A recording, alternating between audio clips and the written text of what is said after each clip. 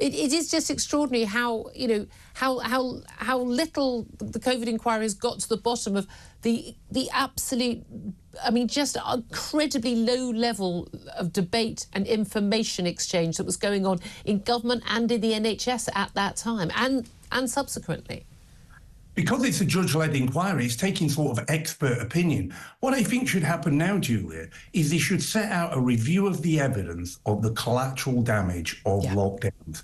Because if anybody's not convinced, as we still sit here with an economy that's in tatters, looking at our children's education, people are talking about the crisis in hospitals. If you set out that evidence clear and says, if you lock down, here's the short, medium, long-term consequences, you would look at it and go, what a disaster of a decision. But at the time, it's like you've got a credit card and you can max it out. You just go and spend, but there'll come a day when you've got to repay that debt. And we are going to be repaying this debt for decades to come. And this inquiry is not prepared to take the evidence and say, let's look at the collateral impact of these restrictions on lockdown. And let's compare them to somewhere like Sweden that didn't do that. Indeed. And what frustrates me the most is when amount of times people will say to me on social media, or people I might chat to in a bar or at a party, and they'll say, yes, but we didn't know then what we know now.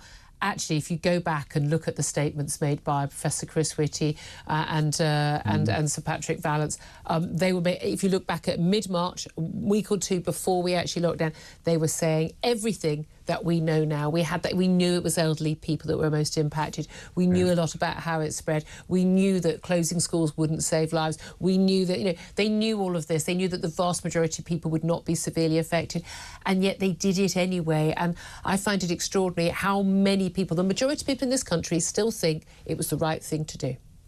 Because I think what happened here is they got panicked into the hysteria to flip-flop their arguments. And in doing so, then spent a lot of time defending that status quo position. And this is a real issue that needs to be addressed, because you go, look, if we're going to you have all this £300 million inquiry, but what's going to happen is in an era of 24-hour news, social media, you're just going to panic and flip the switch and lock us down again. What is the point of the inquiry?